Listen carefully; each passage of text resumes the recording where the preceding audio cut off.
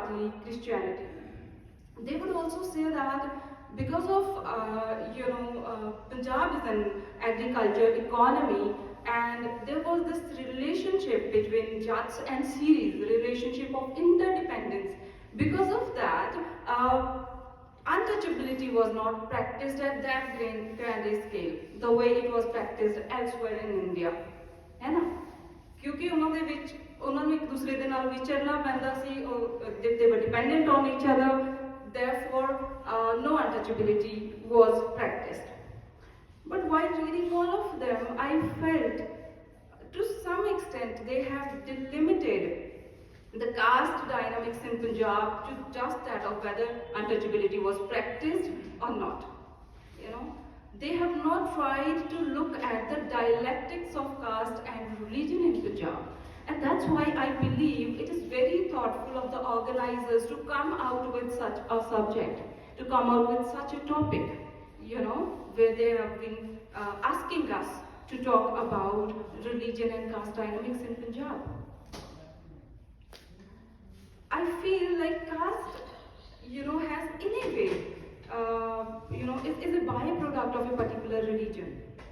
There is a religion which is instrumental in, bringing up a few castes or kind of emergence of caste in India. And in order to avoid that caste, in order to run away from that caste identity, what these people thought, they thought of, opting for an alternative religion, a religion which does not have any caste, binaries. But what happens with Dalits in that case? Any religion that they opt for, creates a subdivision for them. If they become Muslim, they are called Musallas. If they become Christians, they are, given separate names such as Masih or many others names. And in case of Sikhism, if they become Sikhs, they are called Majhabi Sikhs. So that is the tragedy of Dalits in Punjab. Why I feel that Punjab is the most interesting case to study when it comes to caste-religion dynamics. Because Punjab has always been portrayed by the social scientists and political commentators, and also in popular media, Punjab is always shown as a caste-neutral state where their casteism is not practiced, on a scale the way it is practiced elsewhere in India.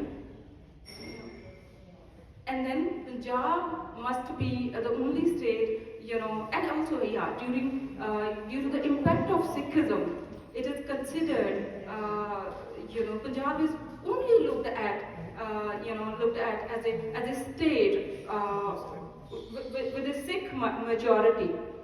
Other religion and other caste and other ideas are simply ignored in the popular media. If you would watch the way Punjabi characters are portrayed in Hindi movies or also in Punjabi movies, you would nowhere find any mentioning of caste. Punjabi movies these days, they have just been reduced to comedy, and they do not touch upon serious subject as that of caste. And the prominent, concern that I have, why do I talk about caste in Punjab? Because Punjab is the only state where caste is shown to have kind of, ended in a way. They say because of Sikhism, because of Sufism, there is no casteism in Punjab. And it is being propagated and populated through the popular media as well. And that is why it becomes really important, to talk about how casteism exists in Punjab. And I believe Dalit writers in Punjab, they are doing this wonderful job by keeping the issue and the subject of caste consciousness alive in their literature. So as this brief review indicates, the social scientists and thinkers have delimited the discussion of Dalit identity crisis in Punjab to the binary of whether or not untouchability is practiced in the state. Rather than delving into the religion and caste dialectics, they would simply portray it as a caste-neutral state. As we know, religion is the center and the basis of all social and cultural rituals and practices of Indian people. You just cannot think about your life without religion. Otherwise, how will you celebrate when a child is born in your family or when somebody passes away? You know, what kind of rituals you are going to perform then? That is the question. And that is why religion is very important. You know, we often say that, okay, they are Dalits, why don't they get rid of the religion? And that's why I believe Marxist ideologies could not survive in various parts of India.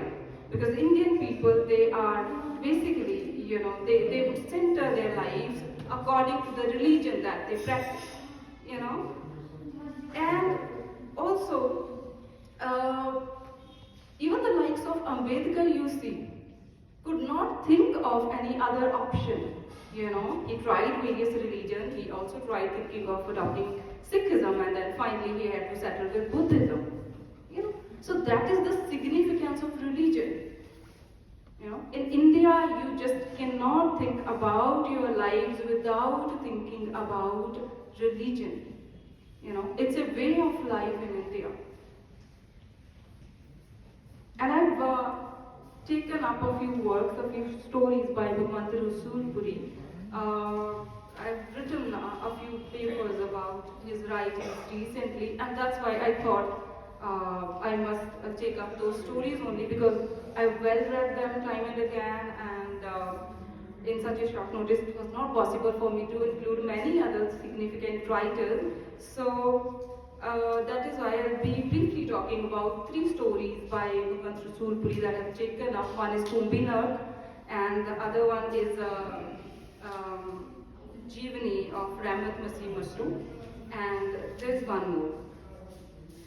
So, in Kumbinak, you see, Rasoolpuri portrays the picture of a village where Dalits, who the narrator says used to be united in the past under a united identity, such that he won't be able to use those specific caste, name or terms in front of the audience, but I will have to use it because I'm referring to a particular story. So here in the story, the protagonist says that earlier in this village, people used to be united because they had just one identity called Churas, you know. So there was one identity. What happened when they thought of opting for other religion? You know, further divisions between them were created as a result of that. He takes three characters to portray the religion caste dynamics at work. Their names are very important. You please pay attention to it. Ramu, Raju, and Rajan.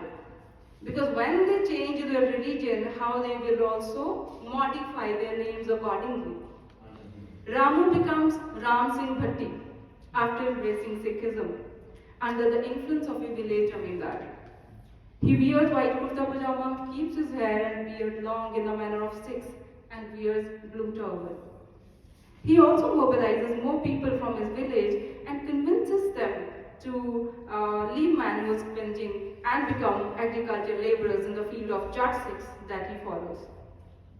But despite all his efforts to assimilate the culture of Sikh Jats, Ramu feels excluded and alienated, and at last, a separate Gurdwara is created with the special intervention of Ram Singh Bhatti. The narrator tells us that Ram was humiliated by the Granthis in the Gurdwara, who would say about the Punjabi Sikhs, their hands stink as that of toilets they clean. We feel like vomiting even at the thought of it. These stories were in Punjabi originally, so I translated them into English as per my understanding.